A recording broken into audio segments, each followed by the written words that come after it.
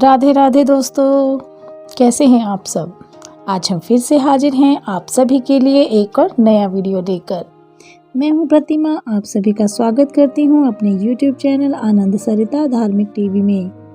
भगवान सूर्य देव को समर्पित रथ सप्तमी का व्रत माघ मास की शुक्ल पक्ष की सप्तमी तिथि को रखा जाता है। मान्यता है कि इस दिन किए गए स्नान, दान, होम, पूजा आदि सत्कर्म 1000 गुना अधिक फल देते हैं। यह बसंत पंचमी के बाद जो सप्तमी आती है उस दिन यह व्रत रखा जाता है। रथ सप्तमी को सूर्य की उपासना का दिन माना जाता है। मान्यता है कि इस दिन सूर्य की पूजा और व्रत करने से व्यक्ति रोग मुक्त होता है। विशेषकर जब यह सप्तमी रविवार के दिन हो तो इसे अचला भानु सप्तमी के नाम से भी पुकारा जाता है और इस दिन पड़ने के कारण इसका महत्व और भी अधिक बढ़ जाता है। शास्त्रों में निहित है कि रथ सप्तमी के दिन सूर्यदेव का प्रादुर्भाव हुआ था। माना जाता है कि इस दिन ही कश्यप ऋषि और अदिति के संयोग से भगवान सूर्य का जन्म हुआ था। सूर्यदेव अपने 7 घोड़े वाले रथ पर सवार होकर प्रकट हुए थे। रथ सप्तमी को सूर्य जयंती भी कहते हैं। इसी कारण ये दिन रथ सप्तमी के नाम से जाना जाता है।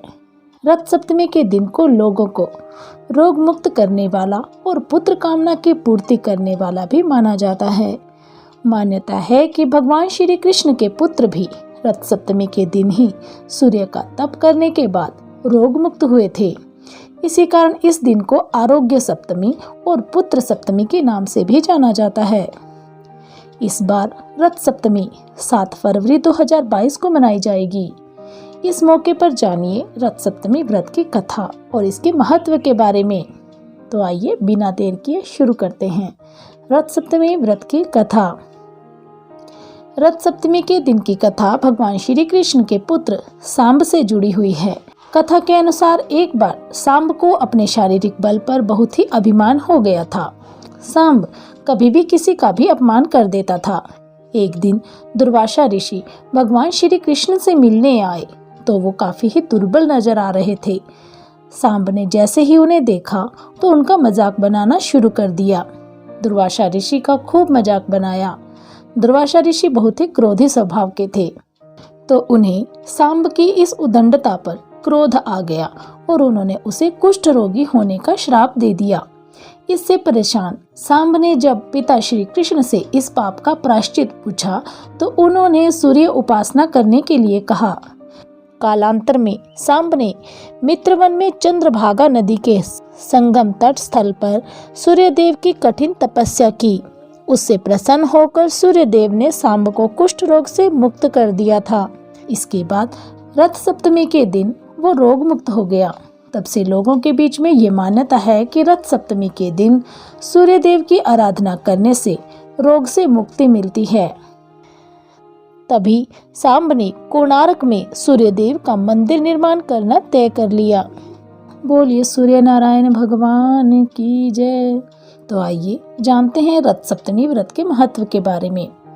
रथ सप्तमी को सूर्य पूजन के अलावा दान पुण्य के लिहाज से बहुत ही शुभ माना गया है।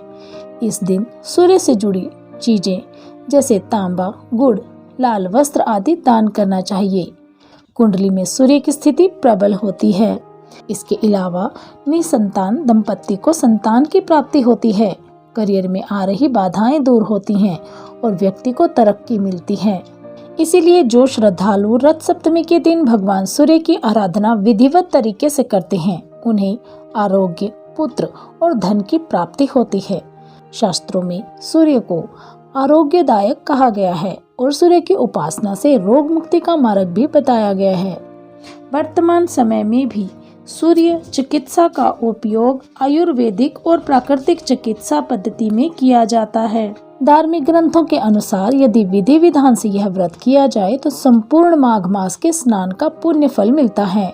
इस व्रत को करने से शरीर की कमजोरी, हड्डियों की कमजोरी, जोड़ों का दर्द आदि रोगों से मुक्ति मिलती है। इतना ही नहीं, भगवान सूर्य की ओर अपना मुख करके सूर्य स्तुति करने से चर्म रोग जैसे गंभीर रोग भी नष्ट हो जाते हैं। रथ सप्तमी व्रत की विधि कुछ इस प्रकार से है। सूर्योदय से पूर्व उठकर स्नान आदि करें और सूर्य को अर्घ दें। इसके बाद घर के बाहर या बीच में 7 रंगों की रंगोली बनाएं। उस रंगोली के बीचों बीच 4 मुख वाला दीपक रखकर प्रज्वलित करें। लाल रंग का फूल, रोली, अक्षत, दक्षिणा, गुड़, चना आदि अर्पित करें। गायत्री मंत्र या सूर्य मंत्र का जाप करें। आदित्य हृदय स्तोत्र का पाठ करें।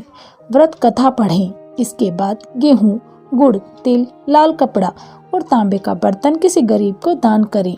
संभव हो तो दिन भर व्रत रखें। सक्षम न हो तो दान के बाद भोजन कर सकते हैं। रथ सप्तमी के दिन नहाते समय जल में खसखस के फूल या लाल रंग का कोई फूल डालकर स्नान करें। तो कैसी लगी आपको हमारे द्वारा दी गई जानकारी? हमें कमेंट बॉक्स में कमेंट करके अवश्य बताइएगा। यदि आपको कहानी पसंद आई हो तो हमारी वीडियो को लाइक अवश्य करें।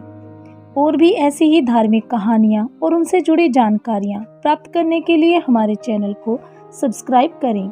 हमारी सभी वीडियो की अपडेट आपको प्राप्त होती रहे, इसलिए बेल आइकन अवश्य दबाएं और हमारे द्वारा दी गई जानकारियों और कथाओं को आगे शेयर कर हमारा उत्साह अवश्य बढ़ाएं।